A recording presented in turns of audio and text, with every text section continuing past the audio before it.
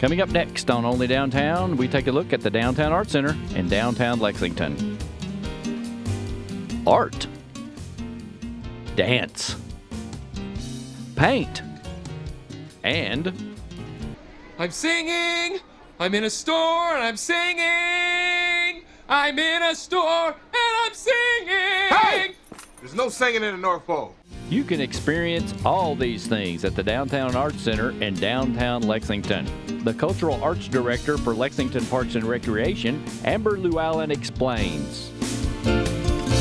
I am Amber Llewellyn with Lexington Parks and Recreation. I'm the Cultural Arts Director and over all of the cultural arts programs that we have within Parks and Recreation. Welcome to the Downtown Arts Center. Amber, how did all this come about? Well, the city has always owned the Downtown Arts Center, but they had been under contract with Lex Arts to manage the Downtown Arts Center for the city. Lex Arts decided earlier this year that they wanted to go in a different direction, and the city, we now have an actual cultural arts department within the Division of Parks and Recreation where we do arts programming throughout the year and special events for the community. And we are partnering all year long with different arts entities within the community. So we felt that we had the infrastructure and the staff to absorb this. And so the city gave us the opportunity. We're on a one-year pilot project to see how that goes. And we took over July 1st from Lex Arts. We have a director of the Arts Center is Celeste Lewis, and we have a technical director named Tom Willis, and they are both have an extensive background in the arts. Celeste used to work for Sundance, and Tom has worked with many theater companies here in town and Singletary Center. He's a lighting designer and is very, very talented.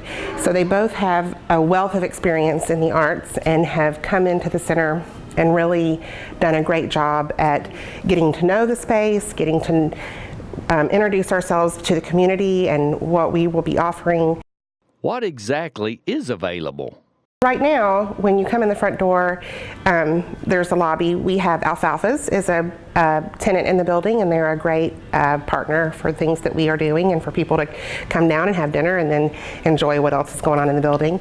On the left, you have what is now we are calling the City Gallery, and that is Ann Tower used to be a tenant on both the first and second floor galleries in the building, and now she has consolidated to just the second floor, and the city has taken over curating the first floor gallery, and we are calling that the City Gallery, as I said. And that will be fine art exhibitions that are curated specifically for that space. So we'll be on Gallery Hop. And then we also have a second gallery on the second floor that used to be called the City Gallery, and that will be called the Community Gallery. And that will be more community shows. As you can see here, we currently have a show up by the Creative Camera Club. What's your plans for that space? So right now, the city is doing an assessment, a cost analysis of what it will take to get the third and fourth floor up and ready. And so that is kind of a very long range plan. The fourth floor is finished out, but there are some issues with heating and air and that kind of thing. So they're figuring out what it will cost to get that complete and usable. The third floor is not finished. It is totally a raw space that nothing has been done. But they're both lovely spaces, and we have a lot of ideas of what we think can happen there. We would like to work with council and the community on what could happen in those spaces. We are thinking of various tenants in terms of other arts entities and other arts organizations that could come in and maybe rent the space and use the space. Art incubators, up and coming arts groups who need space maybe could rent a small office space, or art studios. There is a real shortage of working space for artists in this community. So we want this to be a real hub of activity we want it to be a very creative energy, all centered on the arts if possible.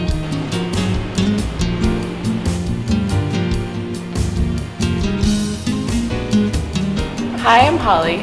Welcome to Ann Tower Gallery in the Downtown Arts Center.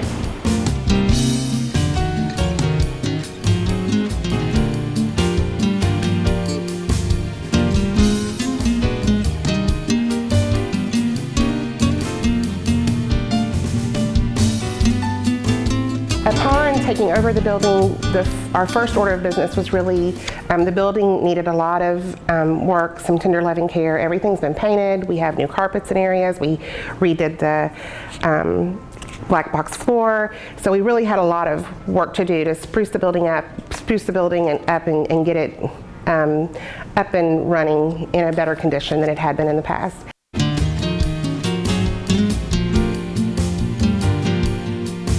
In addition to the interior changes with the building and the redoing the rental structure and everything, we also are working on some things with the outside of the building, like some lighting and some new banners and some new paint. So we are across the street from the really beautiful central parking lighting piece, and so we would like to be equally as noticeable across the street from that. Tell us more about spaces. And then we also have really worked hard to evaluate the rates for the clients that will be coming in and using the building, to assess, the needs of the people that will be using the building and the best way to serve them. So we've really done a lot of work in that area to make the building just much more user-friendly and to really animate it all the time. We want it to be, like I said, full of activity.